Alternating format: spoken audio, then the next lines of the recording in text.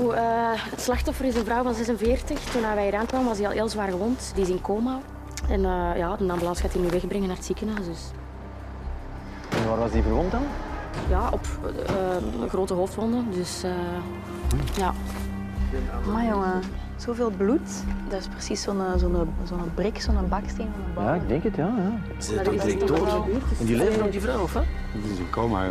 Ik kom maar gaan, ja. Ja. Maar jongen. Dat overleeft zwaar, hij sterk ja. gesteld, hè? Ik vrees er een beetje voor.